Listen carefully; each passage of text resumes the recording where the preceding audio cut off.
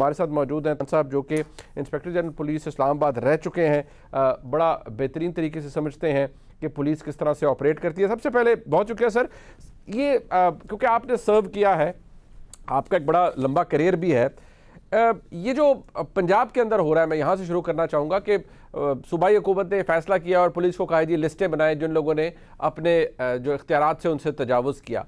आपके करियर के अंदर क्या ये चीज़ आपको हैरान कर रही है कि पहली दफ़ा हो रहा है, या ये हमेशा से होता है कि नई आने वाली हुकूमत पिछली हुकूमत के किए हुए फैसले और उनके नतीजे में फिर पुलिस के ऊपर इस तरह का क्रैकडाउन करती है? मेरा ख्याल है कि ऐसा कम ही होता है। ज़्यादा से ज़्यादा सीनियर लेवल के पुलिस ऑफिसर्स को हटा दिया जाता है, लेकिन इस तरीके से पुलिस के रैंक्स में खौफ व हरास पैदा करना ये अमूमन ऐसा नहीं होता जो कि इस वक्त हो रहा है। लेकिन मैं समझता हूँ कि जो पंजाब के चीफ मिनिस्टर परवेज़ इलाही साहब जो हैं वो काफ़ी मुतदिल मिजाज वज़ीर आला हैं, और मेरा नहीं ख्याल कि वो उस तरीके से पुलिस अफसरों के ख़िलाफ़ एक्शन लेंगे जिस तरह की गवर्नमेंट उन्हें हदायत करेगी। और ये गलत रवायत है। जस्ट इसका मकसद पुलिस को डराना है ताकि पुलिस जो है वो आइंदा उनका हुक्म माने और जो मौजूदा पुलिस है वो उनका हुक्म माने।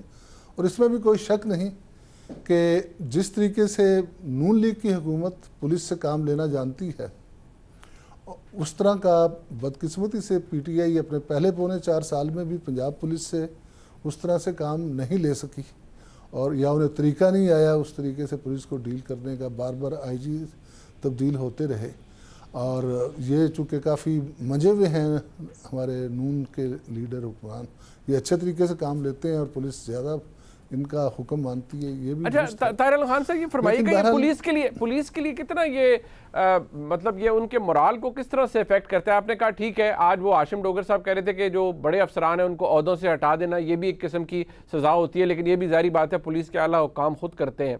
ये बात दुरुस्त है कि चौधरी परवेज़ इलाही साहब का जो मामला है वो उसका वो फ़र्क है, वो एक तजर्बाकार वज़ीर आला है, पहले भी रह चुके हैं, उनका टेम्परामेंट भी शायद फ़र्क है। लेकिन यहाँ मजबूरी, सियासी मजबूरियाँ ये भी हैं कि जिस हुकूमत के वो वज़ीर आला हैं उसके अंदर बहुत बड़ा यानी कि 85-90% का स्टेक पाकिस्तान तहरीक इंसाफ का, और पाकिस्तान तहरीक इंसाफ ही ये कह रही है कि उन लोगों के ख़िलाफ़, उन पुलिस अफसरान के ख़िलाफ़ कार्रवाई हो। अब सवाल ये है कि ये रिवायत तो गलत है, लेकिन जो पुलिस वाला है उसको हुकूमत कह रही है कि इनको रोकना है, ये लोगों को रोकना है, आपने नहीं जाने देना।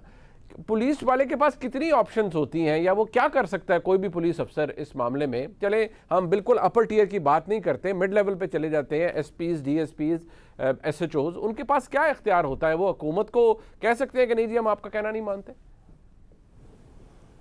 पुलिस अपने जो भी इख्तियारात इस्तेमाल करती है उसके लिए कानून वज़ा है। पुलिस इस किस्म की सूरत हाल में अगर किसी असम्बली को अनलॉफुल डिक्लेयर किया गया हो तो फिर पुलिस अपना अख्तियार इस्तेमाल कर सकती है। उसे उस असम्बली को डिस्पर्स करने का एक बाकायदा तरीका है।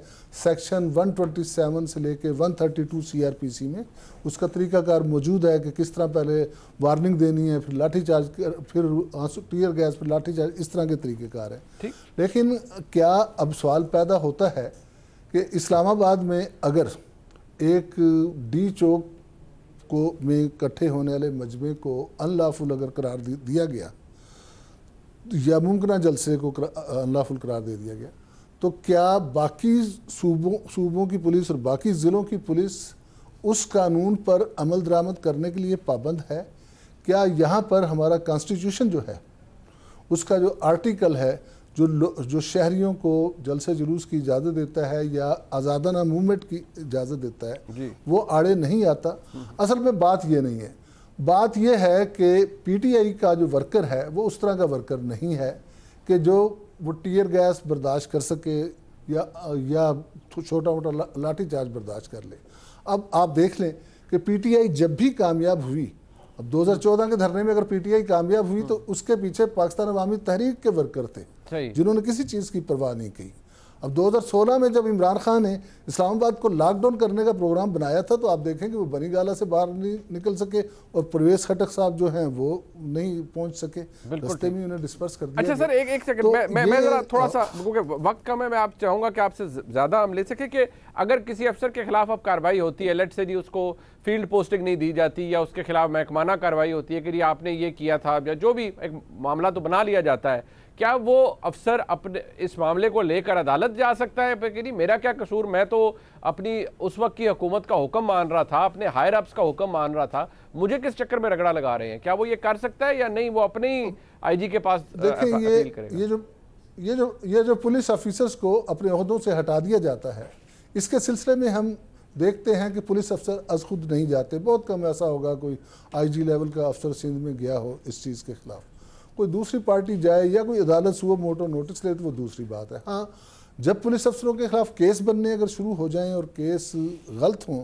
तो फिर डेफिनेटली ऐसे पुलिस अफसर अदालत में भी जाते हैं और हर जगह से रिलीफ लेने की कोशिश करते हैं। लेकिन हमारे यहाँ अजीब तुरफा तमाशा है, आप देख लेना 2-4 माह बाद अगर हुकूमतें रहीं इस तरह तो यही अफसर जिन्हें हटाया जा रहा है, यही SHO जिन्हें डी पोस्ट किया जा रहा है, ये फिर से कहीं ना कहीं लगे होंगे किसी अच्छी जगह पर। बिल्कुल ठीक, ये बात आपकी दुरुस्त है, ये हो जाता है। अच्छा सर, टुवर्ड्स द एंड ये बताइए, अब ये जो मामला है, बाज गिल साहब चले गिरफ्तार है, उनका जो ड्राइवर है उसको अरेस्ट करने के लिए पुलिस छापे मारी है, ठीक है, वो अगर कानून के मुताबिक भी हो रहा है। अब आज सवाल सबसे बड़ा ये है, क्योंकि आप IG इस्लामाबाद रह चुके हैं, मैं आपसे इसलिए पूछ रहा हूँ कि छापा मारा जाता है, वो ड्राइवर नहीं मिलता, उसका भाई और उसकी जो अहलिया है उसको पुलिस ले आती है, उनके साथ अहलिया के साथ एक 10 माह की 12 माह की बच्ची है, बिल्कुल मासूम बच्ची है, उस अब अदालत में पेश किया जाता है, फिर खातून जुडिशल हो जाती है।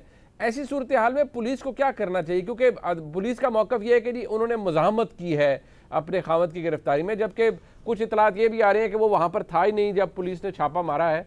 तो पुलिस को एक वो कहते हैं ना, बड़ा बैड ब्लड भी क्रिएट हो रहा है, पुलिस को भी बहुत से लोग अब बुरा भला कह रहे हैं कि आपने एक खातून को उसकी मासूम बच्ची के साथ क्यों गिरफ्तार कर लिया? देखिए, जहाँ तक मुज़ाहमत वगैरह का ताल्लुक है, मैं इस केस के मुतालिक या उन ख़वातीन ने क्या किया, ड्राइवर ने क्या किया, ये नहीं जानता, लेकिन मैं इतना ज़रूर जानता हूँ कि कानूनन अदालत के ज़रिए से जिन मुल्ज़मान को प्रोक्लेम्ड ऑफेंडर इश्तिहारी करार दिया जाता है, बीवी का ये राइट है कि अगर वो उसका खामिद है, इवन अंग्रेज़ के कानून में तो ये भी था कि अगर वो खातून का परमानेंट खातून उसकी दोस्त है या दाश्ता टाइप है तो वो उसे पनाह दे सकती है और कोई कानून उसको कुछ नहीं कह सकता। बीवी का इस हद तक एहतराम किया गया है। और यहाँ अब क्या सूरत हाल है, इसको मेरा ख्याल है कि हमें बहरहाल हुकूमत को चाहिए कि दरगुजर से काम ले और इस हद तक ना जाए, मेरा ये ज़ाती ख्याल है। बिल्कुल ठीक, बहुत शुक्रिया सर।